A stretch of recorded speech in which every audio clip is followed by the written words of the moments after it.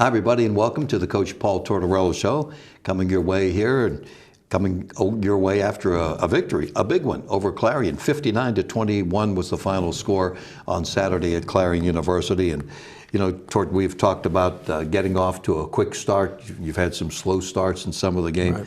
You didn't waste any time. You wanted the ball right away. You went down, you drove 89 yards, scored, and that set the tone for a lot, didn't it? Well, it did. You know, if we had won the toss, we were going to take the ball, and they won it and deferred, so we got the ball anyway. But we were going to take it even if we won the toss because we wanted to, you know, set the tempo right away offensively.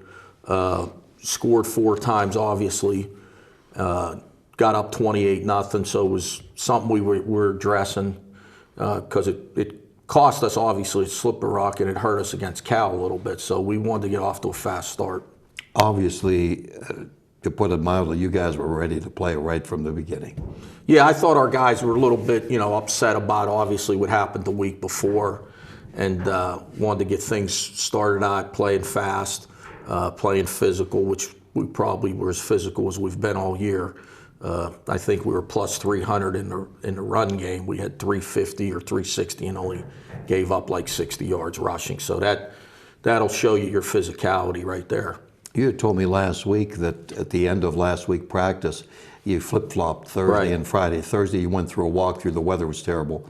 Friday you had more practice. You think that? No, I think there's something to that. We flipped it. We wanted to be, you know, have more of a practice closer to the game. And we only went for an hour, and we were just in helmets, but we were running around and practicing. And we made Friday's walkthrough. We did it on Thursday, so we went pretty hard Tuesday, Wednesday in practice. Thursday had a walkthrough, and then Friday had an hour where we practiced instead of doing a walkthrough. And you know, maybe it helped. We'll see. We'll probably try to do the same thing this week, and hopefully we get the same results. Yeah. Well, you know, after you scored early, you get a fumble recovery, you get an interception. We were a little befuddled because of Amendola's different number. I had told Ryan he left you guys out to dry. He did. I said, but fortunately I know the mannerisms of these players. But whenever he returned it, then I thought, well, 32. He says Jimmy Brown here is taking his number. Well, but that really helped. Those 2 instances. Yeah. Oh, yeah. And the funny thing about that is his jersey's unrepairable. You know, the 36 on the road. Oh. So I kiddingly told Coach Smith to tell Nick that we just flipped your number. You're going to be number 63 now. And it's already been done in a PSAC, okayed it and everything. And he kind of just looked at Smitty like, I'm going to wear number 63. So we gave him a choice, 32 and some other number. So he took 32 for the road uniform. But yeah, he made a great interception. He had a fumble recovery and was both our linebackers and Tillman were probably the 3 best players on the field Saturday. You got a lot of help on the defensive side, didn't you? Yeah. Yeah, I mean, everybody contributed a lot. Sure. And at one time, I'm looking back there were your freshmen in that secondary. Yeah, we had 3 freshmen back there, true freshmen playing a good bit of the game Saturday. And it was nice because we had a lead, but, you know, to get the lead, we were playing with 2 true freshmen, Haynes and Cobb, much like against New Haven and Mercyhurst, because Shaq went down with a shoulder early, like the 3rd play of the game. And we had known he was going to be questionable anyway, so we were prepared for it. And, you know, they made some mistakes, but they also made some plays. One of the things you wanted to establish and did establish at the beginning would get the run game back. 370 yards rushing. Everybody got an opportunity. That offensive line, you couldn't have asked for more. Right. We blocked it really well. I thought one of my comments after watching the video Sunday was I thought our running backs really ran well. You know, you can block it up, but the first guy there that's unblocked makes a tackle and it's a 5-yard gain.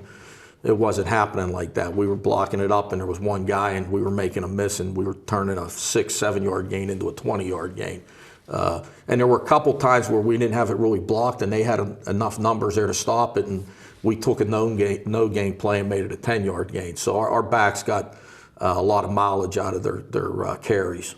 One of the interesting things that we've talked about with your running backs, they all do something a little bit different. Right. That's hard to defense, isn't it? Oh, absolutely. We have 3 really good running backs, and when you play all 3, as I always say, they're the tread isn't wore down on those tires. And right now, we talked about it this morning, I think Justice has 60 carries all year and Samir has 48. That's well less than 10 per game. And now we got running backs running in game 7 that look like it's, you know, the second week of the season. I mean, you could notice it. They're pretty fresh, and I think that's huge here as we come into our last 4 games, that we got backs that are healthy, they're fresh, and kind of really looking forward to seeing what we do in the run game here the rest of the year. That was the opposite last year. Absolutely. You started with a whole bunch and ended up. And we were more of a run team with, you know, Lenny being a dual threat quarterback. So we really have gotten our pass game going to the point now where teams are trying to stop the pass instead of the run, and we're getting the looks we want. And, you know, there was a time, I think Saturday, we may have ran the ball 8 plays in a row and went right down the field. So, you know, that's good to see, and we're going to need to keep doing that. I still don't have the answer to this. The last time an IUP fullback, from the fullback position, scored a touchdown. Is that right? But Ryan Langdon, Matt Berglund and I talked about it, and we went back like 30 years. You know, I mean, it's amazing. Well, you might want to ask Coach Campola. He'll probably say it was him. I don't know if it was, but well, we felt like, other than, you know, the quarterback sneak has been good for us down there, but we also felt like we need to get in the under center, but also get in the eye, and we put Langdon at fullback. And you know, when everybody sees that, they think we're running power to the tailback. So we just gave him the ball in the belly a couple times, and he scored the one time and made a first down the other time. So, you know, just another wrinkle that we have with our offense now that he's playing. In this day and age where it's a wide open offense by everybody, but you went under center more, is Quentin, is he comfortable with that? I mean, we're not asking him to do a whole lot under center, but we do throw the ball too. You can't just get under center and run the ball every play, because they'll, you know, they watch the video too. Sure.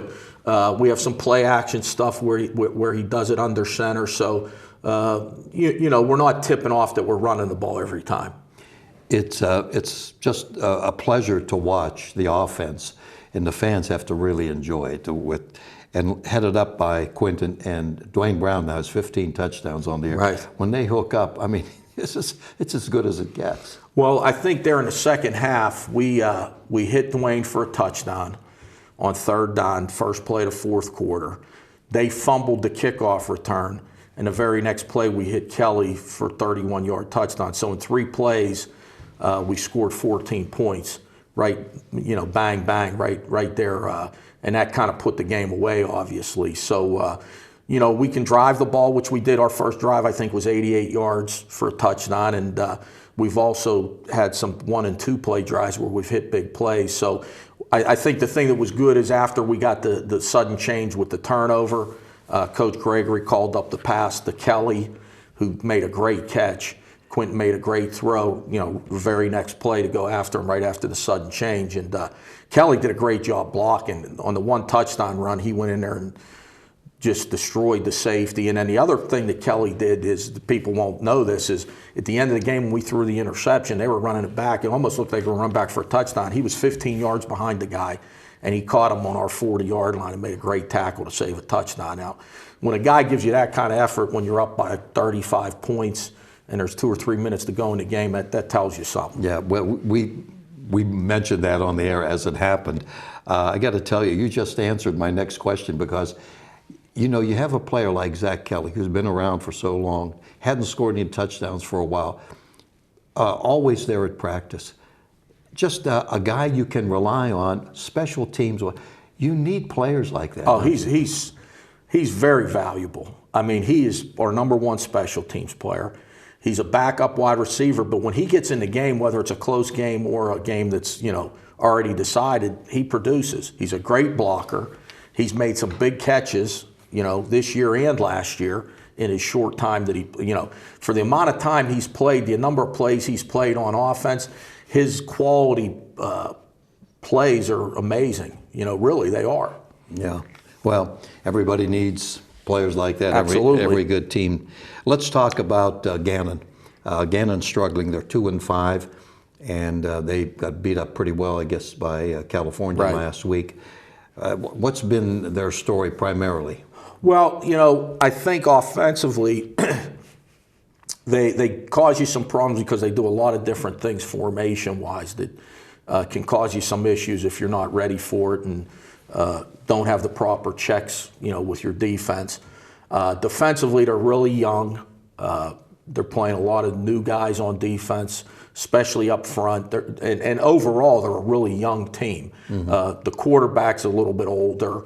The one receiver's a little older, but most of their team are a lot of guys that really haven't played a whole lot against us in the past. So, they're probably having their growing pains. They've played some games where they've really showed up and played really well, and then there's been some games where they got behind early and it kind of got away from them. So we got to be ready to play. They'll come in here and play hard. Against us, much like when we talk about Clarion, they really get up to play us. So we better get ready to play. Will you emphasize to the team, okay, yeah, this is a 2-5 team, they're young, and all of those things, but look at their schedule. Played Westchester, played Kutztown, played California. Yeah, they've played everybody. Most of the teams they've played have had winning records. They really haven't played a lot of the lower teams in the division yet. So, and as it might sound like coach speaks, but whoever we play Saturday, we play. It doesn't matter really who it is.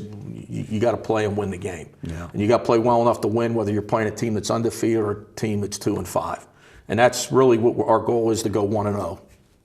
It was nice to see that you could get Jalen Reese in and go a whole quarter for you.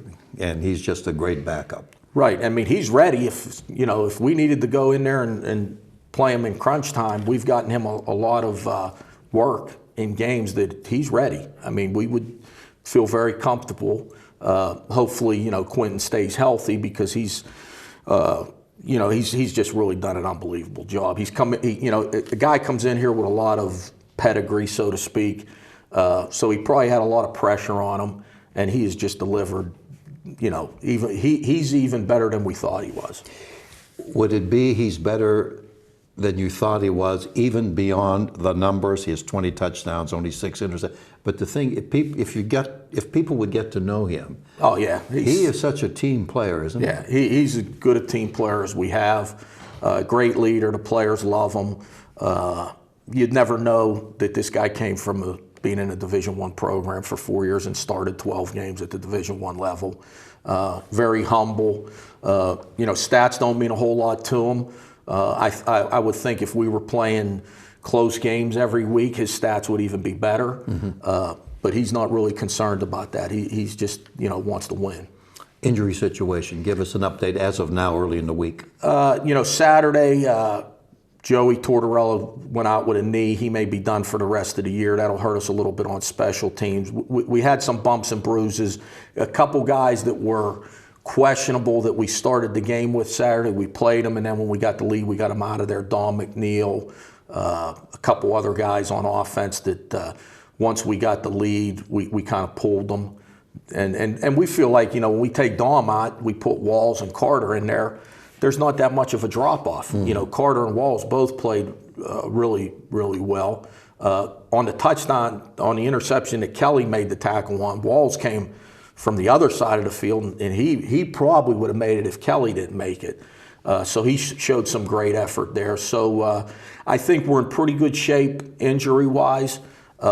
We still have some bumps and bruises after 7 games, but I don't think we can complain a whole lot about where we're at. Shaq Jones is probably out for at least this week, but this part of the season, to only have 1 or 2 guys out of your starting lineup is not bad. No, not at all. Finally, with Gannon coming in, there's an extra added attraction. You like to make it an event day. It was originally for the fans. It was a noon kickoff. Now it's going to go at 1:30 because you're tied in with the Indiana Area School District, and get these students in and get them have a couple thousand maybe in for tickets. And that'd be great. And I think what Todd had said, at noon start, you have a lot of these junior high and grade school kids that are in activities on Saturday mornings. Right. And it would be tough for them to get to a 12 o'clock game. So we had no problem moving it, back to 1:30. We played at 12 at Clarion, and we've played a lot of 12 o'clock games, both home and away. But I think the reason we did it is we want to get some of the young people in the community involved and be able to have the parents bring them to games and have make it an event. So we were more than happy to get that done and move the game to 1:30. So we're looking forward to some of the young people in the community having a chance to come out and spend the day. You bet. We certainly are. Okay. Good luck, Coach. Good Appreciate to join you it, again. Jack. Thank you. 1:30 kickoff on Saturday with Gannon University next up for the Crimson Hawks.